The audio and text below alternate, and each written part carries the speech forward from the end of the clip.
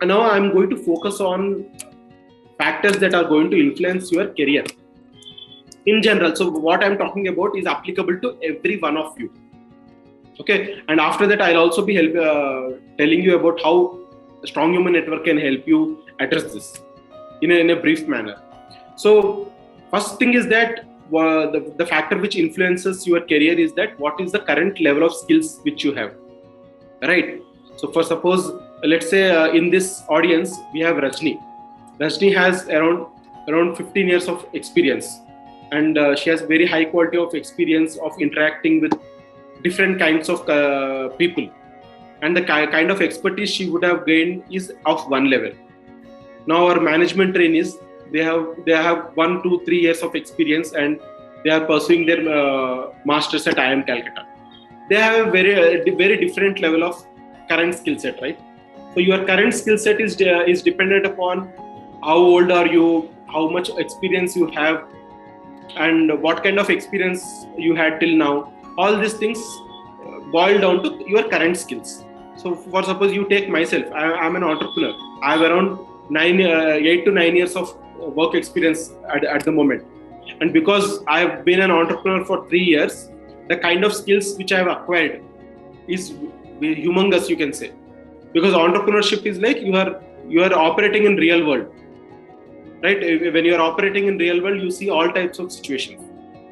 But for suppose if there is one employee who has been in one company throughout his career, he will know in and out of that company, but he might not know the outside world in the same level, right? So your current skills matter a lot, and your current skills is a sum total of your previous education, previous experiences, and everything. Next thing is that your credibility and trustworthiness. So how credible you are. Even if you have the skills, companies may not hire you if they get a negative report about you. That if they find that no, this person is not credible, might be even it might be a small incident, but that incident can impact you a lot, and it can impact your credibility and trustworthiness. Anyone wants to work with credible people, right? Because at the end, what any company or any employer is looking is to get work done. And if you have a credible and trustworthy person, they can be confident that work will get done. So your credibility and trustworthiness also matters a lot. Next thing is that your ability to acquire new skills. Now this is very, very, very important. Your ability to acquire new skills, because the skills which you need to acquire to stay relevant in your career, they are not dependent on a particular industry. There are a lot of general skills which you need to acquire, right? And there is no single specific institution which can help you acquire all the skills. For suppose you are an expert in particular field, okay, your institution will be able to help you acquire skills in that particular field. But how about how that in the particular field is connected with rest of the industries and rest of the universe? That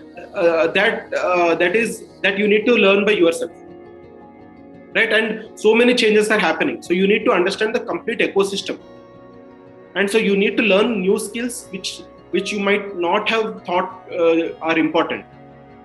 So for suppose there might be a 40-year-old person who is very good at their career, but the current career, it demands you to learn Instagram marketing, let's say. So Instagram, how old is the Instagram product? Probably 7-8 years old, right?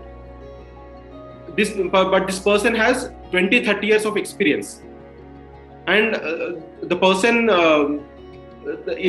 there might be much more younger people who knows Instagram marketing better than this person, right? So and you need to learn from that person also.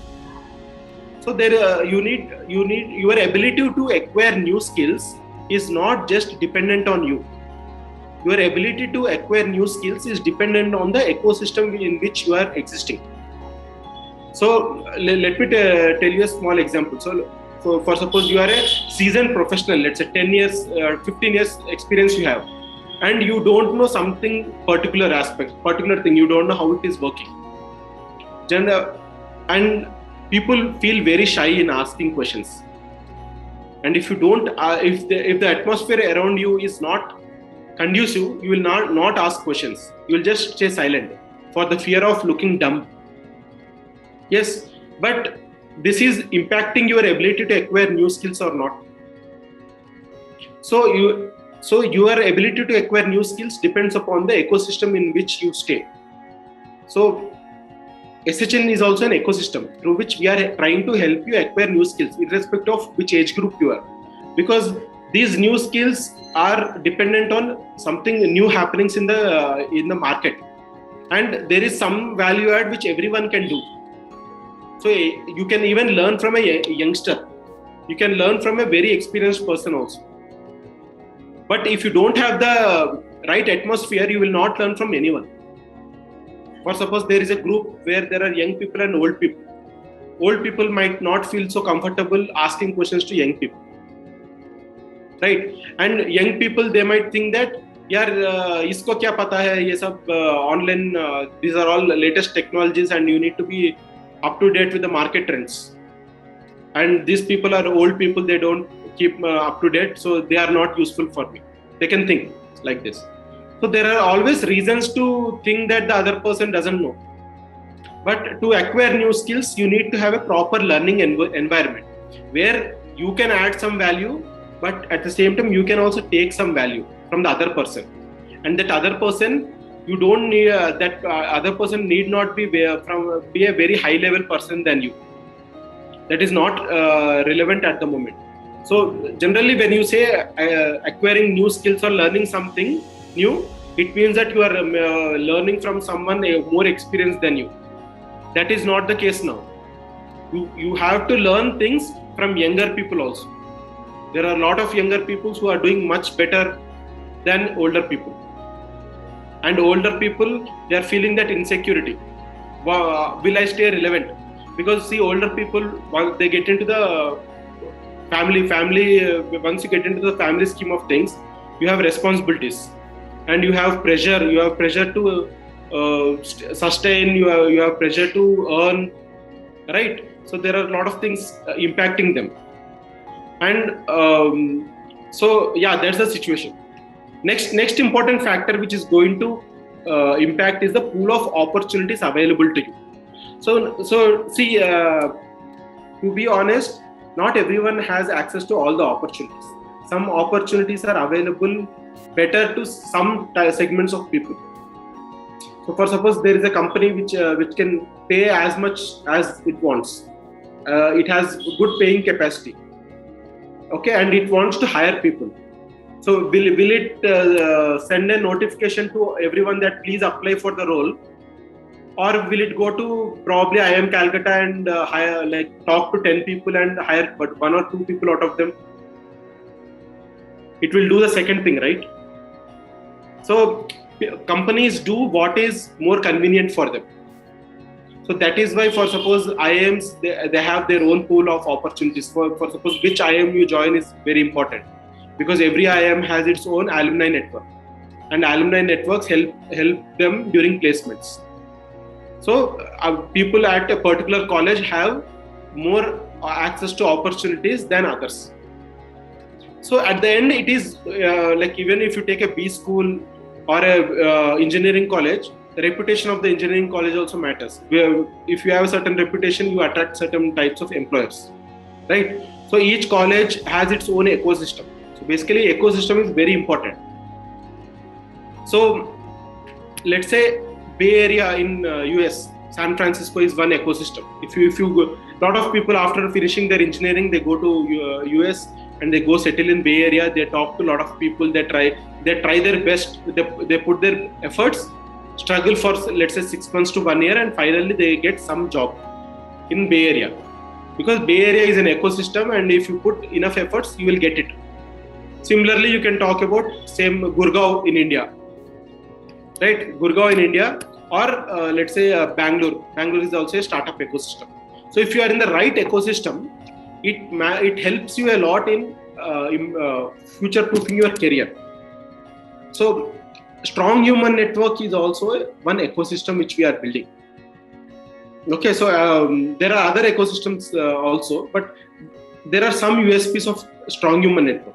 So one major thing is that strong human network we have designed in such a way that it appeals to a wide variety of people.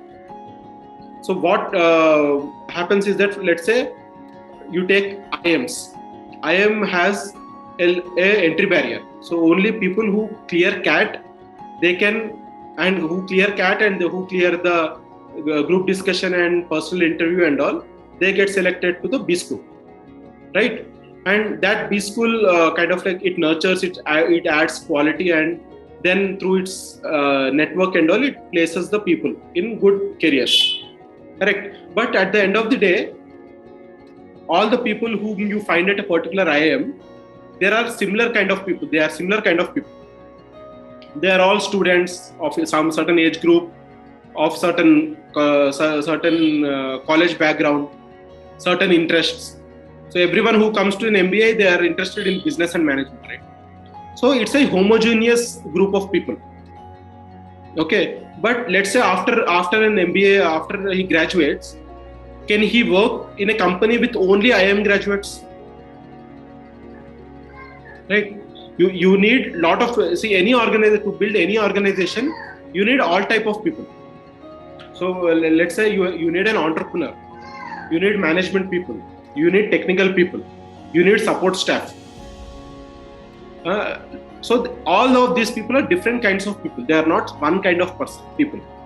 And to successfully run a company or run an organization, you need all types of people. And you need to be able to work with all types of people. Everyone might have a different level of skills and expertise and competency. But at the end, you have to work together for an organization to succeed. Correct? So that way, strong human network, the advantage is that it people from all types of backgrounds can join strong human network. Okay, so students can join, professionals from various backgrounds, software professionals can join, health and wellness professionals can join, life coaches can join, business coaches can join, management professionals can join, housewives also can join. So the concept which we have designed through the strong human network, it is designed in such a way that it is easily understandable to everyone. Just think of it. Do you want to be a strong human? Everyone wants to be a strong human, right? So it's very easy for people to connect, and we are introducing concepts which will help people understand how exactly a strong human behaves, who is a strong human, and this concept can be understood by everyone. And this helps in bringing a lot of people from different backgrounds together. So when people from different backgrounds come together, they can interact with each other. So if there are people from only one type of background, they are competition to each other, right? For suppose all the students at a B school, they are competition to each other. They are targeting the same jobs, which everyone is targeting, right? So you are competition to each other. But let's say there is a group where there are entrepreneurs, there are management professionals, there are software developers, right? Then there are support staff, HR professionals, like this. So these people, they are not competing with each other. Each of them has their own requirements, and their requirements can be fulfilled by another group of people. So software developers want jobs, and jobs can be provided by entrepreneurs. Management people want jobs, entrepreneurs create those jobs, right? Or for suppose someone is looking for a particular consultation for a particular aspect of their life, you have coaches who can help you. Coaches want clients with whom they can work. So the other type of people, they can work with the coaches. So through strong human network, we are building an ecosystem where there are people from diverse backgrounds, and these people can work with each other, collaborate with each other. And as the system grows and as the network grows, the ability of the system to help the members increases. So one thing is that we spoke about credibility and trustworthiness, right? So credibility and trustworthiness is not built in a day. Credibility and trustworthiness is built over a long period of time when you are like consistently performing, right? So how do you do that? So let's say from SHN point of view, let's say you become a member of SHN. First thing is that to become a member of SHN, it's not like Netflix or Amazon Prime membership that anybody can sign up. So there is a proper onboarding system, and there is something called the Strong Human Challenge, which every member has to accomplish before they become a member. That will help them understand the do's and don'ts of the community. Then let's say once you become a member and you spend some time in the community, let's say 6 months, 1 year, 2 years, you spend time with the community, interacting with other members. Then what happens is that people will get to know what kind of person you are. How are you reliable or not? People will get to know. So once they get to know, your credibility and trustworthiness obviously increases. If you are, that is, if you are performing, if you are being consistent, then what happens is that when someone is looking for a particular service, and let's say you are the person who can provide that service, someone within the community will say that, hey, you can reach out to this person. This person sounds good. He sounds credible. That way, you will get access to opportunities. And also, because Strong Human Network is designed in such a way to appeal to a large variety of audience, the opportunities available will also increase, right? So because see, opportunities available is directly proportional to number of people in the community, right? So that way we can provide access to more opportunities to anyone who is part of our membership network. But the most important thing which SHN brings to the table is the trust. So if you see, there is Facebook. So on Facebook also you can find any type of person. Lot of people you have lot of billions of users are there on Facebook. But when you are interacting with a user on Facebook, can you really trust that person? And do you really know how can you effectively communicate with that person? Because it's a digital world and each one of you is in a different place altogether. Okay, so when you are talking to a new person, you don't know what kind of situation that person is in, what kind of mood that person is in, right? This makes communication very, very difficult. So you think you are communicating, but what you say and what the other person is understanding are very different things, which is happening practically. But when you are part of SHN, because you have gone through the onboarding process and you have taken the Strong Human Challenge, you will understand what are the main qualities of a Strong Human Network, and it will also give you an energy that okay, this person he's also a member of SHN, so I can talk more freely. Maybe this person will not judge if I say something which really is bothering me, right? So these are all insecurities which are there all the time. So as a Strong Human Network as a platform, it creates an ambience where you feel confident of sharing the actual thing, what exactly is happening, and this way you can organize better with other people. So just to tell you that now our team of success managers and management trainees, we are all distributed all across the country.